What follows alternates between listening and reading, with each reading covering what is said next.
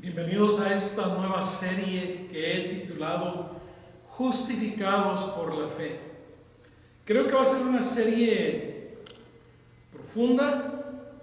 Espero que pueda ser de gran bendición a quienes escuchen y sobre todo creo que el estudio de este tema a través de la palabra nos puede ayudar a ascender a ese otro nivel a donde el Señor desea llevarnos. Hay una historia fascinante en la palabra de Dios y es la historia de José. Los hermanos lo traicionan, lo arrojan a un pozo, luego lo venden, luego avanza la historia y José sufre. Tiene dificultades, retos, desafíos, por momentos se siente solo, aunque no estaba solo, porque Dios estaba con él. Y como lo menciona el pasaje, había un plan detrás de la cortina siendo controlado por Dios. Así que José, sin saberlo, él estaba siendo guiado por el Señor. Llegó el momento cuando el hambre cundió por toda aquella región, inclusive sus familiares tuvieron hambre, escasez de alimento.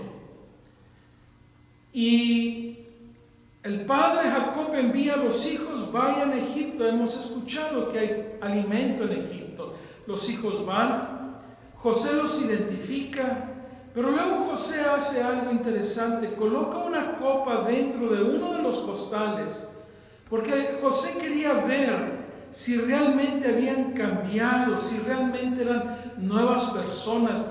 Él recordó todo lo malo que hicieron contra él. Y José, en lugar de vengarse, solamente quiso evaluar y ver dónde es que estaban sus hermanos. José tenía bastantes años sin verlos. Así que él colocó esa copa. Y entonces los envió de vuelta a su casa y envió a un siervo que fuera y los detuviese y registrara los costales. Y dice la Biblia en Génesis 44, 12, y él registró, comenzando con el mayor y acabando con el menor. Y la copa fue hallada en el costal de Benjamín. Entonces ellos rasgaron sus vestidos y después de cargar cada uno su asno, regresaron a la ciudad. Cuando Judá llegó con sus hermanos a casa de José, él estaba aún ahí y ellos cayeron a tierra delante de él. Y José les dijo: ¿qué acción es esta que habéis hecho? ¿No sabéis que un hombre como yo puede ciertamente descubrir los secretos? En otras versiones dice adivinar. Entonces Judá dijo: ¿qué podemos decir a mi Señor? ¿Qué podemos hablar? Y aquí está la parte medular de lo que va a ser nuestra nueva serie Justificados por la Fe. Aquí está la parte medular de la pregunta: ¿y cómo nos justificaremos? Dios ha descubierto la iniquidad, sigue diciendo el pasaje, de tus siervos. He aquí somos esclavos de mi Señor, tanto nosotros como aquel en cuyo poder fue encontrada la copa. Hacía años atrás que los hermanos de José, ya algunos hasta se habían olvidado de las acciones que habían cometido. Pero es menester comprender que delante de Dios no hay pensamiento, no hay palabra y tampoco hay acción que pase desapercibida. Aunque el hombre a nuestro alrededor y los ciudadanos, la cultura, la sociedad en general quisieran insistir, y de hecho insisten, en que no es necesario preocuparse preocuparnos de Dios. Vivamos en este momento, en esta tierra, porque aquí comienza y aquí termina nuestra existencia y punto. Y insisten en que vivamos una vida secular, desconectada de Dios. Pero es menester comprender, y la historia de José en relación a sus hermanos refleja el hecho que aunque pasados los años, Dios trajo a disciplina a esos hermanos ingratos que habían mostrado su odio, su celo, sus envidias contra aquel joven hermano. ¿Qué podemos decir a mi Señor? Es la primera pregunta de Judá. ¿Y qué podemos decir nosotros en este tiempo? Por nuestras palabras, nuestras acciones y nuestros pensamientos, ¿qué podemos decirle al Señor, Dios Todopoderoso? ¿Qué podemos hablar? ¿De qué manera nos podemos justificar? ¿De qué manera podemos nosotros quedar bien con Dios cuando nuestra vida, nuestras acciones, nuestras palabras y pensamientos revelan que es muy posible que hablemos mucho de Dios, pero distamos mucho de estar nuestro corazón alineado con el corazón de Dios? Todos los que son padres saben, cuando los hijos van creciendo hay ciertas lecciones que queremos dejarles claras a los hijos. Y una gran lección que todos los padres, creo yo, les enseñan a sus hijos, al menos este servidor así lo hizo, tiene que ver con el fuego. Y es muy importante enseñarle a los hijos que con el fuego no se juega. El fuego quema, el fuego destruye, el fuego puede inclusive dejar a una persona desfigurada. Un gran fuego, un gran incendio en un apartamento, en una casa, en un negocio, en un auto. Y así es el pecado. El pecado es un fuego que destruye. Y vamos a estudiar en esta serie ese hecho de que el fuego del pecado destruye. Hemos llegado lamentablemente a un punto en nuestros días que la gente se burla del pecado. Les doy un ejemplo en el libro de Proverbios. En el libro de Proverbios 14:9 dice algo muy importante. Los necios se burlan del pecado, pero en los sabios hay voluntad, hay deseos de hacer su voluntad.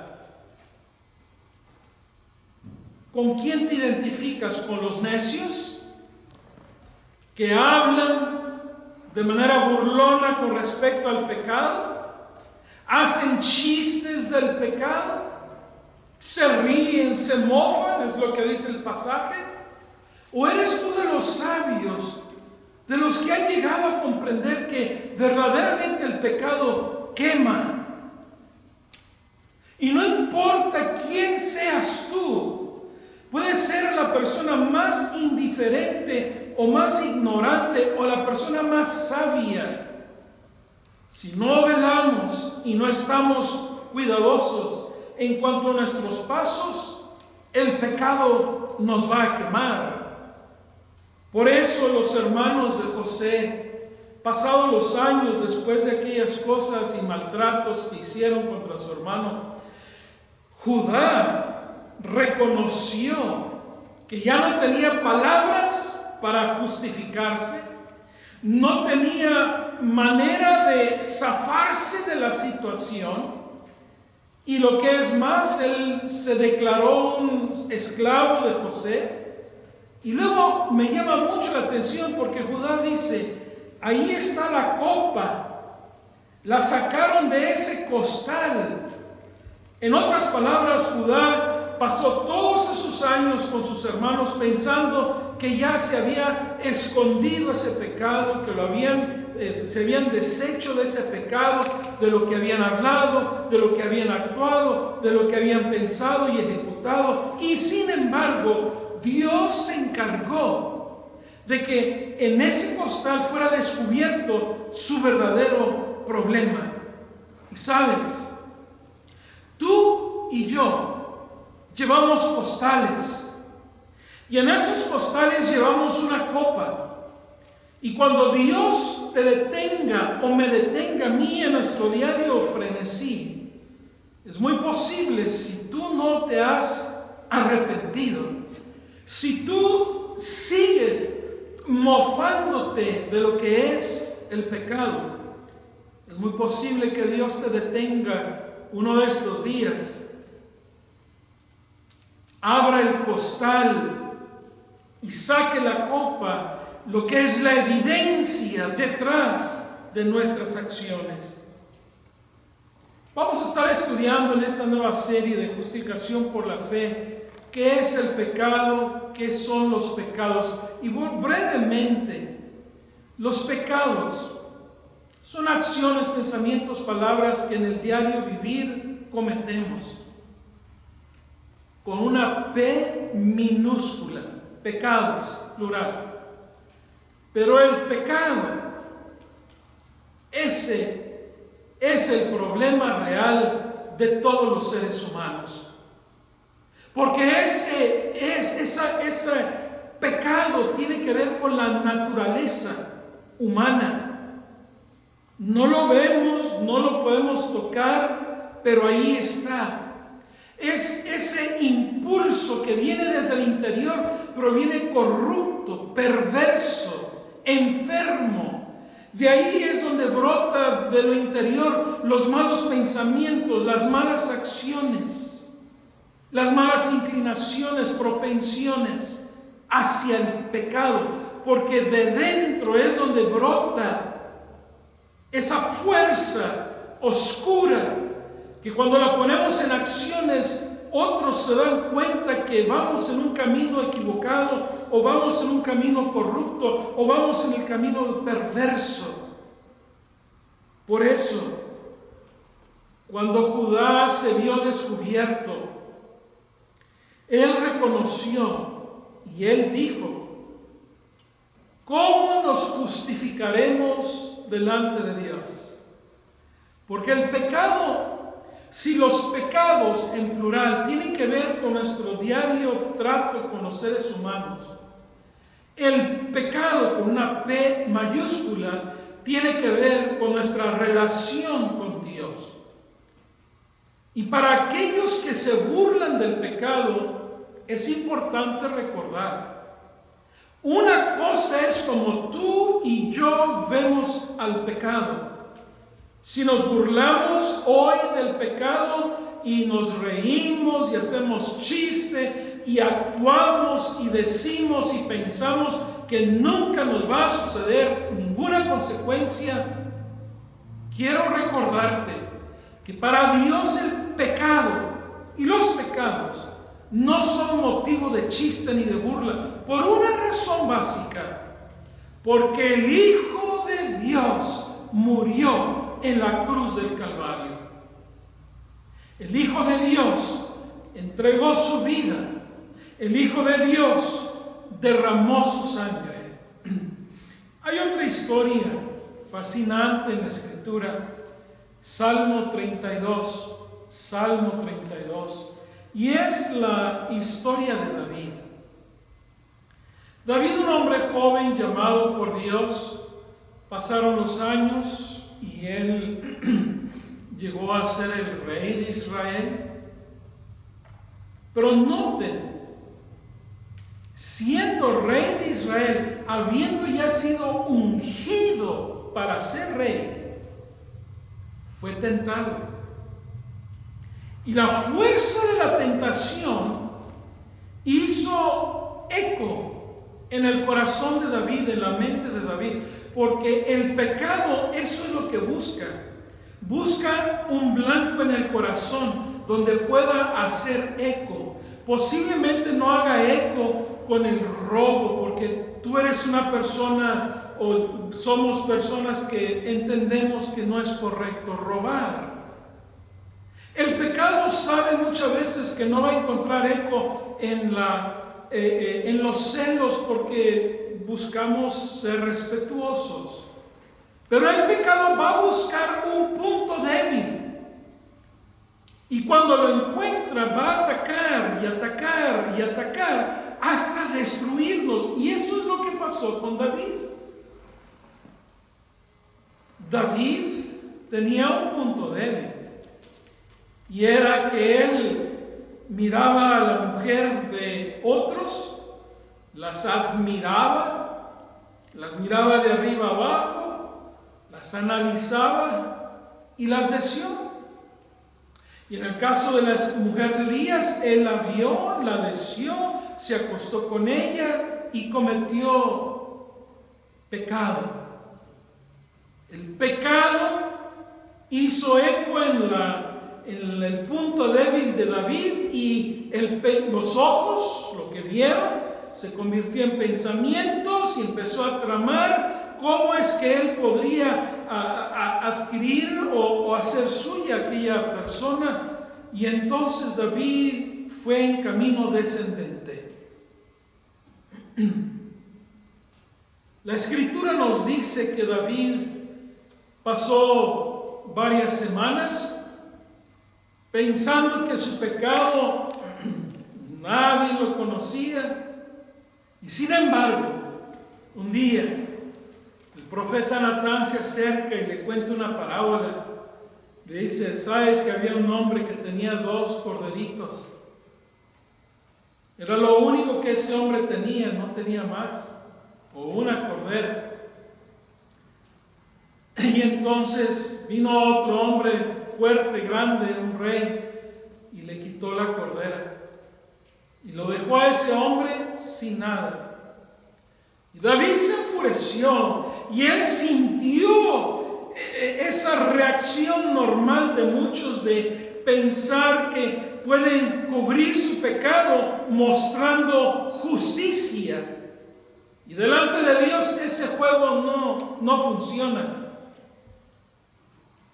David quiso cubrir su pecado demostrando fuerza y poder como rey. Yo voy a destruir a ese ladrón que le robó a aquel la cordera. Bueno, cuando David estaba a punto de dar la sentencia, Natán seguramente lo vio fijamente a los ojos y le dijo: tú eres ese hombre que le robaste la cordera a ese soldado llamado Urías. David nos narra en el Salmo 32 lo que fue su lucha interior.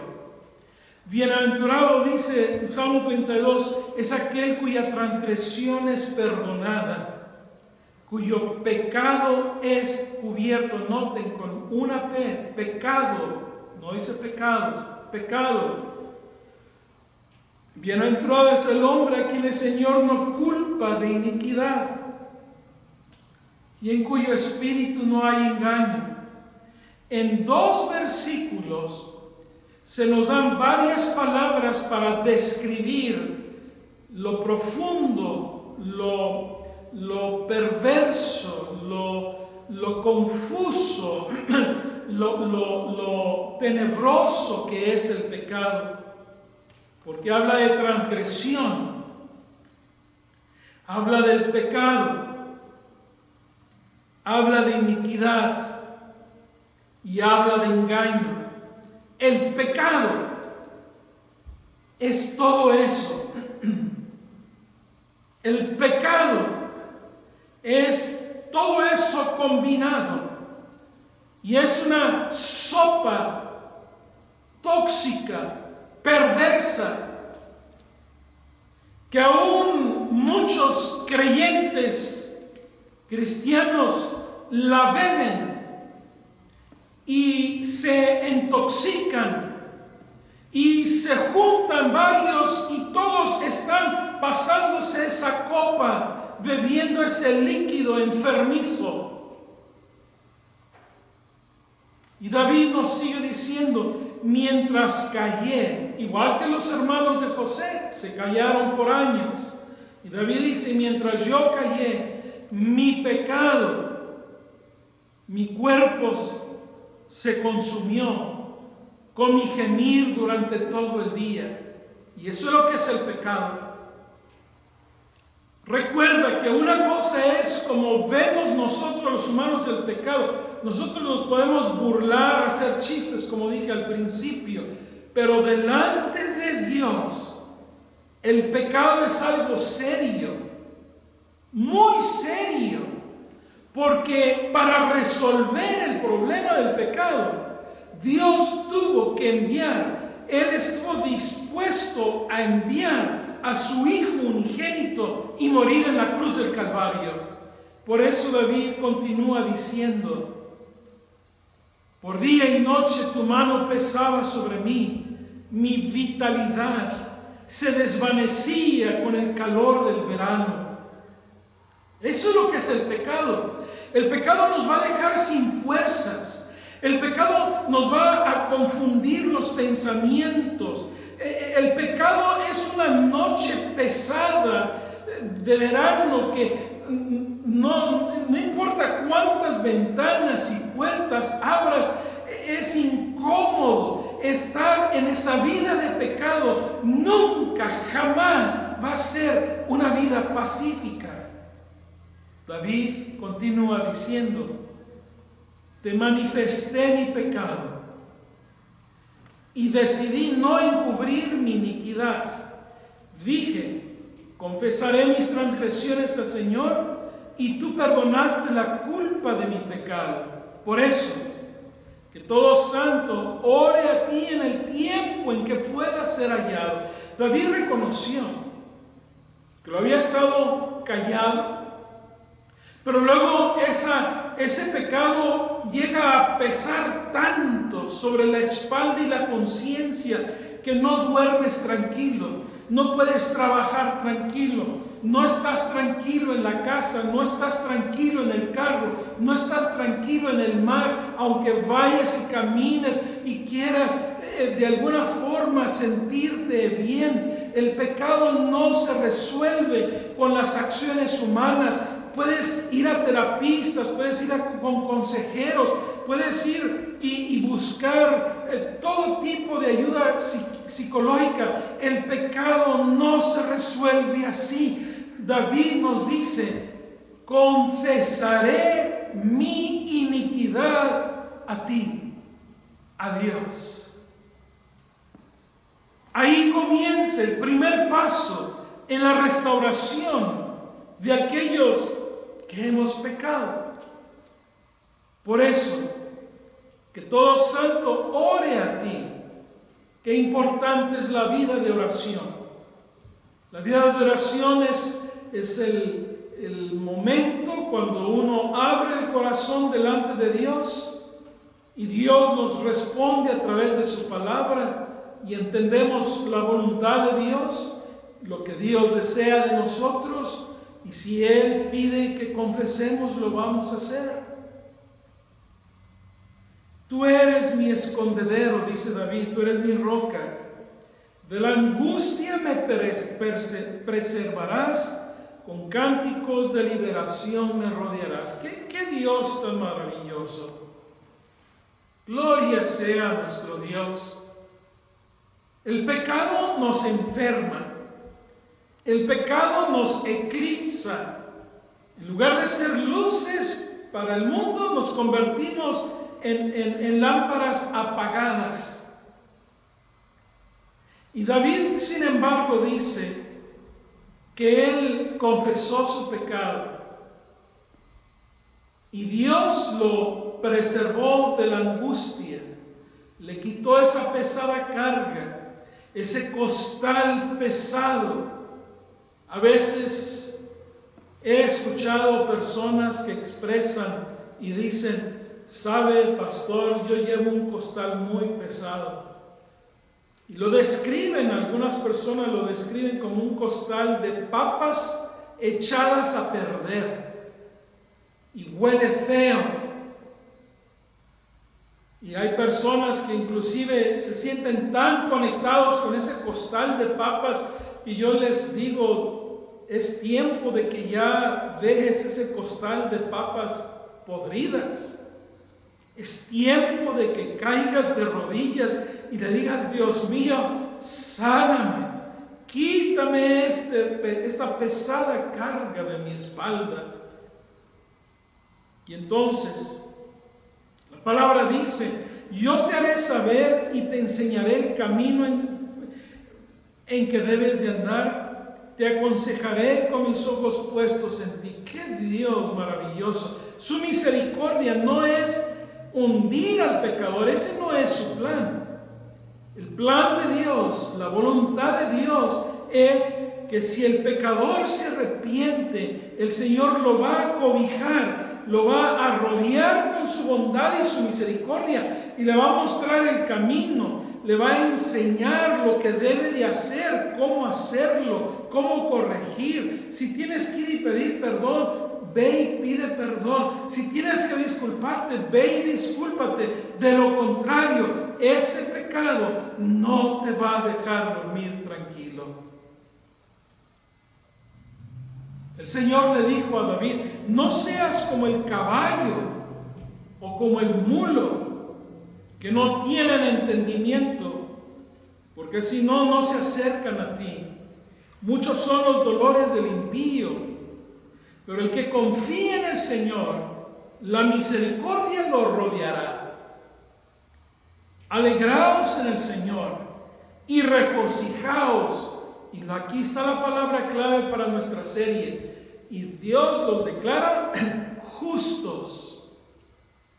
Imagínense, los hermanos de José, después de todo lo que le hicieron, después de todos esos años que pensaron que ya se había olvidado el asunto, de repente, en un momento no pensado, se ven confrontados con la historia de su pasado, se ven confrontados con la justicia de Dios, se ven confrontados con su pecado. Y ahora ellos que atrás habían arrojado a David al foso, ahora estaban a segundos ellos de ser arrojados a un foso, de quedar como prisioneros de por vida. Y sin embargo, José los abrazó. La historia nos dice que lloró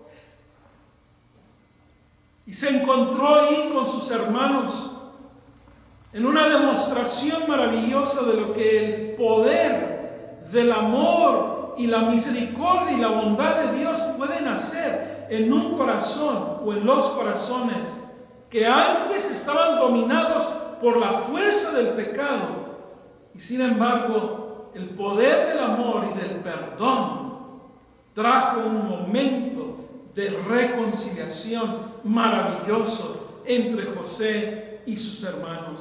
Por eso, versículo 11 del Salmo 32 dice: alegraos en el Señor y regocijaos justos.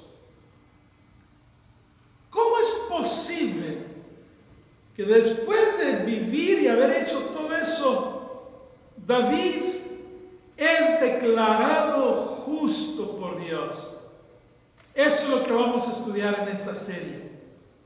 Aquel que no lo merece es declarado justo. David el adúltero es declarado justo. David el engañador, el mentiroso, el ladrón es declarado justo. Con razón termina el Salmo diciendo: dad voces de júbilo todos los rectos de corazón. Eso es maravilloso. Porque David aquí confiesa, sí, noten, él comienza el salmo hablando de transgresión, de pecado, de iniquidad, de engaño. Él habla en el salmo de que sus huesos se estaban consumiendo, su salud se le estaba desvaneciendo, y sin embargo, en la misericordia de Dios, Dios le da un giro completo. David, que estaba siendo llevado hacia el fondo y más profundo que podía él pensar, y ya estaba ahí hundido en el pantano del pecado que había cometido, de allí el Señor lo saca y llena su corazón de un gozo inexplicable, un gozo maravilloso, un gozo que viene de lo alto. ¿Por qué? Porque David conoció los dos lados, conoció lo profundo del pecado, pero también conoció lo magnánimo, lo glorioso, lo maravilloso del perdón de Dios. Por eso, a la pregunta inicial, ¿cómo se justifica el hombre delante de Dios? Hay una sola respuesta, y la respuesta es: somos justificados porque Dios así lo ha determinado y lo ha escrito en el Calvario. Somos justificados porque Dios te acepta tal y como estás.